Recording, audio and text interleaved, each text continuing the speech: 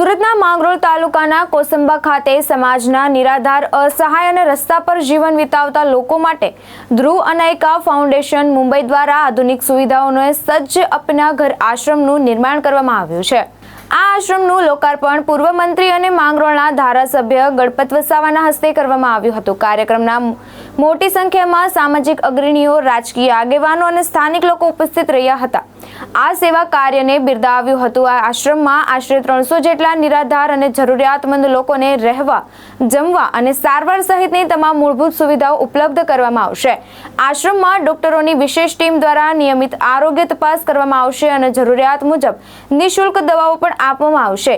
માનવ સેવાને સમર્પિત આ પહેલ નિરાધાર લોકો માટે નવા જીવનની શરૂઆત સમાન બનશે। જેમના માથે આજ સુધી કોઈનો સહારો ન હતો એવા અસહાય લોકો માટે હવે કોસંબાનું અપના ઘર આશ્રમ પરિવાર સમાજ આશ્રય બનશે। ધ્રુવ અનાયકા ફાઉન્ડેશનની આ માનવ સેવાની પહેલ સમગ્ર પંથકમાં પ્રશંસા મળી રહી છે। આપ સૌને જણાવતા ખૂબ આનંદ થાય છે કે આજે આ વિસ્તારની અંદર મંદિરો કરતાં પણ મહત્ત્વનું કામ એટલે અપના ઘરનું શરૂઆત એ અમારા દિનેશભાઈ ગુપ્તા પરિવારજીના તરફથી શરૂ થવા જઈ રહ્યું છે અને સમગ્ર ભારત વર્ષમાં જેઓના માધ્યમથી આવા સેવાકીય કાર્યો થાય છે કે જેમને પરિવાર તરફથી કોઈ સહયોગ મળતો નથી, અનેક બીમારીઓથી પીડાતા હોય છે અથવા હાઈવે પર રખડતા હોય છે, રેલવે સ્ટેશનો ઉપર ફરતા હોય છે, બસ સ્ટેશનો ઉપર ફરતા હોય છે, એવા બધા જે દુઃખી લોકો છે એમના માટે 300 જણની કેપેસિટીવાળું અપના ઘર ગુજરાત રાજ્યની અંદર આજે માંગરોળ તાલુકામાં કોસંબા ખાતે શરૂ થવા જઈ રહ્યું છે અને આ પરિવાર, એમના પરિવારની જેટલી વાત કરીએ એટલી ઓછી છે। મૂળતઃ મુંબઈમાં રહેતા પરંતુ છેલ્લા 5-7 વર્ષથી તેઓ કોસંબામાં રહેવા આવ્યા છે અને એમના ધર્મપત્ની કવિતાબેન અને ગુપ્તાજી આવા અનેક સેવાકીય કાર્યો જેમ કે સ્મશાનો બનાવવા, સબ વાહિનીઓ આપવા, ગરીબ વિદ્યાર્થીઓ ભણતા હોય ત્યાં જઈને એમને સહાય કરવી, આવા અનેક પ્રકારના જે કાર્યો છે સેવાકીય એ અમારા દિનેશભાઈ ગુપ્તાજી અને કવિતાબેનના માધ્યમથી થઈ રહ્યા છે।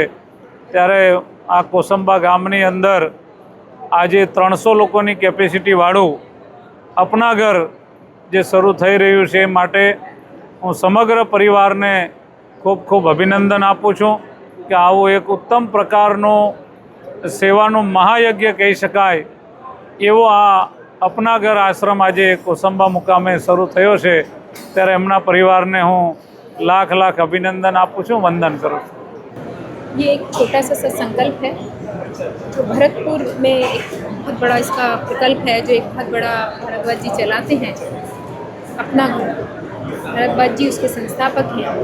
उन्हीं को देखकर मेरे पिताजी को दीनानाथ गर्ग को ये संकल्प आया कि वो भी एक बनाएं। तो मेरे अपने माँ के गांव में, पिताजी के गांव में उन्होंने एक ये बनाया, जहाँ उसे देखने के बाद ये प्रेरणा आई कि हमें भी बनाना चाहिए, हमें भी ये सेवा का सौभाग्य लेना चाहिए।